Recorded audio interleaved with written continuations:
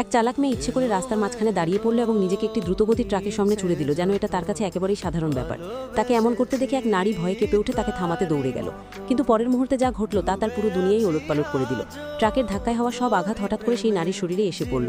সে জোরে জোরে রক্ত টুকতে টুকতে মাটিতে লুটিয়ে পড়ল, অথচ সেই চালাক মেয়েটি একেবারেই অক্ষত অবস্থায় তার সামনে দাঁড়িয়ে রইল। যন্ত্রণায় কাতরাতে কাতরাতে নারীটি কিছুতেই বুঝতে পারছিল না এটা কিভাবে সম্ভব, কিন্তু মেয়েটি তার মৃত্যুর আগে সত্যটা বলে দিল। সে একটি জীবন আদান প্রদান ব্যবস্থার সঙ্গে চুক্তিবদ্ধ ছিল, যা যে কোনো মানুষের সম্পদ আর সমস্ত ব্যথা সেই ব্যক্তির উপর স্থানান্তর করতে পারে যাকে সে লক্ষ্য হিসাবে বেছে নেয়। যখন নারীটি দেখল তার নিজের বয়ফ্রেন্ড সেই মেয়েটিকে জড়িয়ে ধরছে, তখন তার বুঝতে বাকি রইল না ওরা দুজন আগে থেকেই একজোট ছিল। সবটাই ছিল পরিকল্পিত প্রতারণা আর ঘৃণায় ভরে সে মারা গেল, কিন্তু কিছুই করতে পারল না।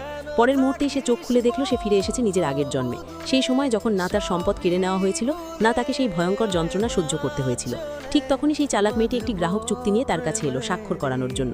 নারীটির মনে পড়ে গেল আগের জন্মে এই চুক্তিতেই সই করার পর তার কোম্পানি মেয়েটির হয়ে গিয়েছিল এবং তার ঘাড়ে চাপানো হয়েছিল 2 লক্ষ টাকার ঋণ। সে সঙ্গে সঙ্গে চুক্তিটা উল্টে দেখল এবং হতভম্ব হয়ে গেল। নিচে লুকিয়ে লাগানো ছিল সেই একই আদান প্রদান ব্যবস্থার গোপন চুক্তি। এখন তার সব পরিষ্কার হয়ে গেল। আগের জন্মে তাকে ধোঁকা দিয়ে এই ফাঁদে ফেলা হয়েছিল। এইবার সে একেবারে শান্ত রইল এবং বলল সে এখনই সই করবে না।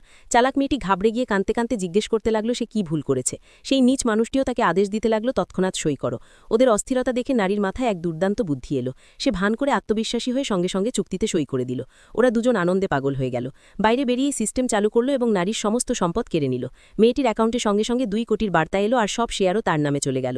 ওরা ভাবল এবার নারী সর্বশান্ত, আগামীকালই তাকে কোম্পানি থেকে বের করে দেবে। কিন্তু তারা জানত না এইবার খেলাটা উল্টো হতে চলেছে। পরের দিন মেয়েটি দম্ভ নিয়ে অফিসে এলো এবং সবার সামনে ঘোষণা করল এখন সেই মালিক। কর্মচারীরা প্রতিবাদ করল এবং জানালো এর আগেও সে কোম্পানির 50 লক্ষ টাকার ক্ষতি করিয়েছিল, তবু ওই নারী তার কাছ থেকে 1 টাকাও নেয়নি। মেয়েটি সবাইকে চমকে দিয়ে একটি মোমবাতি জ্বালালো এবং নিজের হাত তার ওপর রাখল। কর্মচারীরা ভয়ে পিছিয়ে গেল, কিন্তু ব্যথার চিৎকার বেরোলো সেই নারীর মুখ থেকেই। সবাই অবাক হলো। মেয়েটির কিছুই হয়নি, অথচ নারীটি যন্ত্রণায় কুঁকড়ে গেল। মেয়েটি গর্ব করে বলল সে আদান প্রদান ব্যবস্থার মাধ্যমে সব ব্যথা তার উপর পাঠিয়ে দিয়েছে। নারীটি বিস্ময়ের অভিনয় করল। তাই মেয়েটি আবার দেখানো সিদ্ধান্ত নিল। সে নিরাপত্তা রক্ষীদের ডাকল এবং আদেশ দিল যতটা জোরে তাকে মারো। নারীটি ভয়ে কেঁপে উঠল, কিন্তু ব্যথা আবারও তার শরীরেই এসে লাগল। মেয়েটি আনন্দে চিৎকার করে বলল এবার সে নারীটিকে মৃত্যুর মতো যন্ত্রণা দেবে। ঠিক তখনই সিস্টেম হঠাৎ করে ব্যর্থ হয়ে গেল। সে আবার চেষ্টা করল, কিন্তু এবারও নারীর কিছুই হলো না। মেয়েটি আতঙ্কিত হয়ে পড়ল। নারীটি শান্তভাবে বলল